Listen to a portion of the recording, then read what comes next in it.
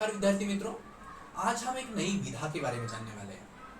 वो जो विधा है वो पद्य है। पद्य से संबंधित एक विधा, एक पाठ आज हम, एक कविता, एक पद्य आज हम देखने वाले हैं। मित्रों, आपको भली बात ही पता है, आज जो हम देखने वाले हैं वो है दोहे। रहीम जी के दोहे। दोहे तो आपको भली बात ही पता है, जो गागर में सागर भरने का काम करता है। शब्द कम होते हैं लेकिन अर्थ, उसमें भावार्थ बहुत ही गहरा छिपा हुआ रहता है, बहुत ही गहन अर्थ छिपा हुआ रहता है।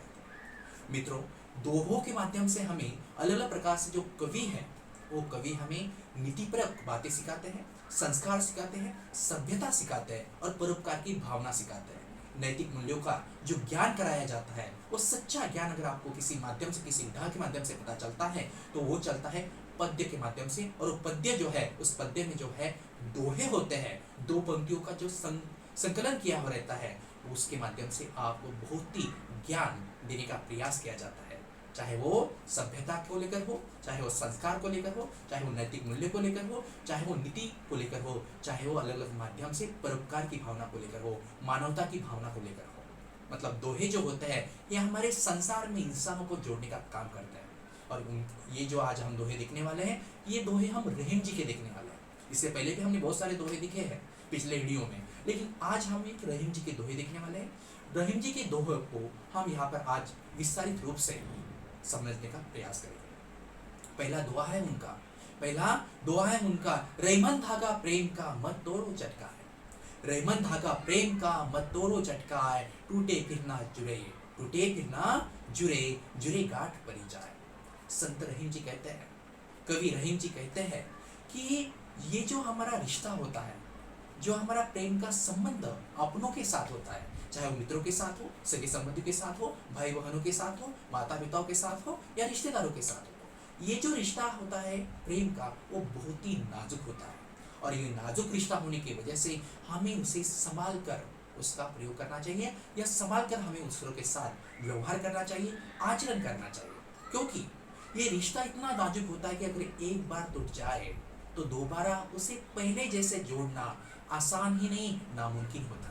उदाहरण देकर उन्होंने समझाने का प्रयास किया है कि जिस प्रकार एक धागा होता है और वो मोतियों की माला को पिरोने का काम करता है, उस धागे में जब वो मणियों को पिरोया जाता है तो वो पूरी तरह से, वो धागा पूरी तरह से बहुत ही अच्छा होने की वजह से, सुंदर होने की वजह से, मुलायम होने की वजह से और सीधा होने की वजह से वहां पर मणियों को आप इधर से उधर, वहां पर जो है मणियों को वहां पर लेकर जा सकता है।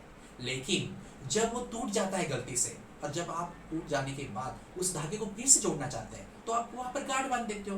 गांठ बांधने की वजह से होता क्या है कि वो पहले जैसे सीधा वो धागा नहीं रहता, तो उसमें गांठ पड़ने की वजह से अड़चने निर्माण होती है मणियों को इधर से उधर जाने के लिए। मतलब आप उसे टूटने के बाद जोड़ते तो हो, लेकिन वो पहले जैसा जुड़ता नहीं है, तो उसमें गांठ पड़ जाती है। उसी प्रकार अगर हमारा किसी के साथ रिश्ता है, प्रेम का रिश्ता है, चाहे वो माता पिता के साथ हो, भाई बहनों के साथ हो, रिश्तेदारों के साथ हो, अगर उसमें एक आधी बार खटास आ जाती है, अगर उसमें किसी आधी बार अपने अपशब्दों के माध्यम से, अपने आचरण के माध्यम से, अपने विचार के माध्यम से, अपने व्यवहार के माध्यम से अगर किसी का मन दुखता है, तो आप उसे बाद में कितना भी उस रिश्ते को ठीक करने का प्रयास करो, कितनी भी बार माफिया मांगो, कितनी भी बार उस रिश्ते को पहले जैसे करने का प्रयास करो, वो पहले जैसा नहीं बनेगा। आपकी खटास थोड़ी सी कम होगी, लेकिन पहले जैसा वो बन नहीं पाएगा। तो आपके मन में उस व्यक्ति के प्रति या उस व्यक्ति को आपके मन के प्रति पूरी तरह से द्वेष की भावना जो है निर्मित रहेगी, और वो पहले जैसी मिठास आपके रिश्ते में नहीं आ पाएगी। इसीलिए आपको ये प्रेम का रिश्ता जो है वो संभाल के रखना चाहिए, ऐसा उनका करने का अर्थ है। अगला दोहा देखना चाहेंगे हम। अगला दोहा हम देखना चाहेंगे मित्रों, कही रहीम संपत्ति सगे, कही रहीम संपत्ति सगे बनत बहुत बहुरीत। कही रहीम संपत्ति सगे बनत बहुत बहुरीत, विपत कसोटी जे कसे सोए साचे मीत, सोए साचे मीत। प्रस्तुत दोहे के माध्यम से रहीम जी कहना चाहते हैं कि सच्चा मित्र अगर आपको परखना है, सच्चा रिश्ता अगर आपको परखना है, सच्चा सगा संबंधी अगर आपको परखना है, तो आपको पूरी तरह से जब संकट आप पर आएंगे, जब विपत्तियां आप पर आएंगी, जब मुसीबत आपको आएंगी, तब आपको पता चलेगा। वो कहते हैं कि जब तक आपके पास आसपास खुशियां हैं, जब तक आपके पास संपत्ति है, जब तक आपके पास पैसा है, तब तक सभी सगे संबंधी, रिश्तेदार, मित्र आपके आसपास इर्द गिर्द घूमते रहेंगे, आपकी प्रशंसा करते रहेंगे। तो रहीम जी कहते हैं कि जब तक आपके पास संपत्ति होती है, जब तक आपके पास पैसा होता है, तब तक सगे संबंधी आपके इर्द गिर्द घूमते हैं, आपके सुखों में शरीक होते हैं। लेकिन जब आपके ऊपर कोई संकट आता है, कोई विपत्तियां आती हैं, कोई मुसीबत आती है, तो उस समय उसमें से बहुत सारे लोग आपको छोड़कर जाते हैं, आपकी सहायता नहीं करती, आपकी मदद नहीं करते।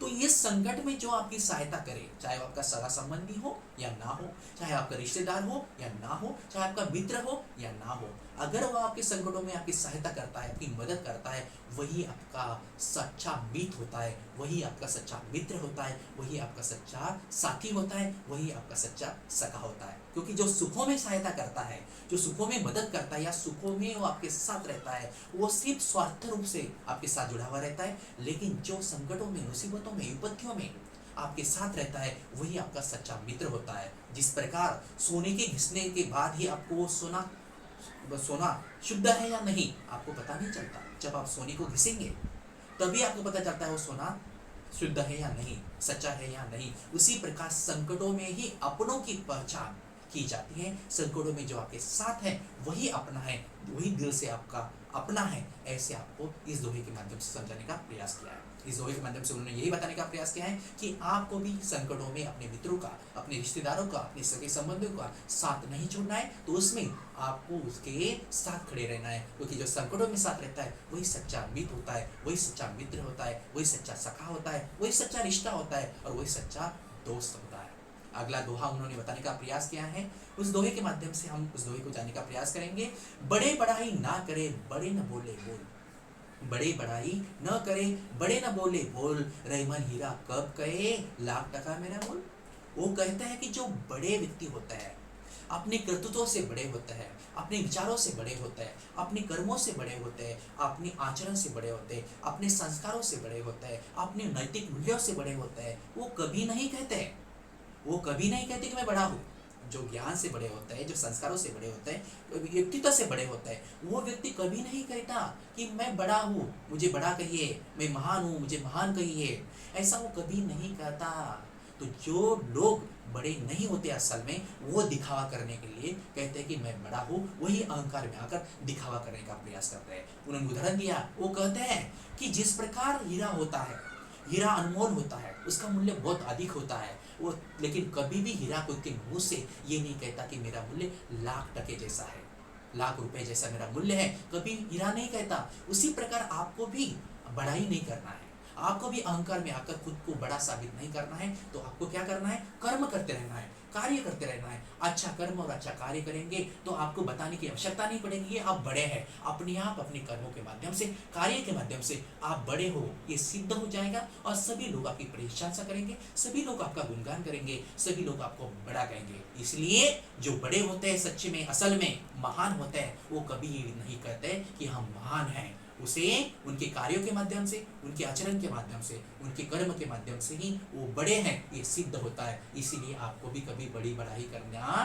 नहीं चाहिए, सिर्फ कर्म करते रहना चाहिए। तो अपने आप अपनी बड़ाई जो है वहाँ पर जीवन में, संसार में, लोगों के दिलों में निर्मित होने ही वाली है। अगला दोहा हम देखने का प्रयास करेंगे।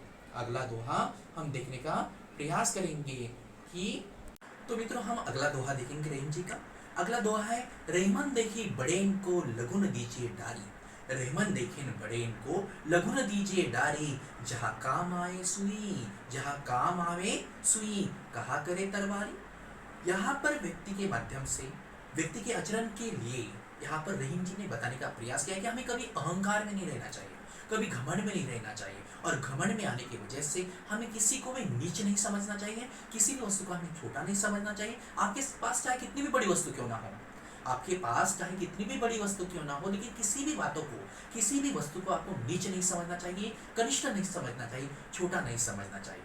क्योंकि वो कहते हैं कि कोई भी वस्तु इस संसार में, कोई भी वस्तु छोटी या बड़ी नहीं होती।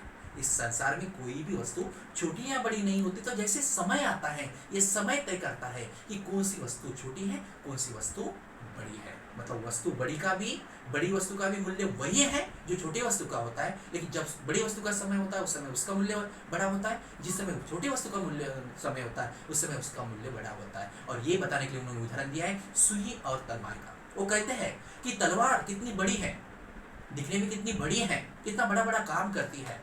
सुई जो है दिखने में छोटी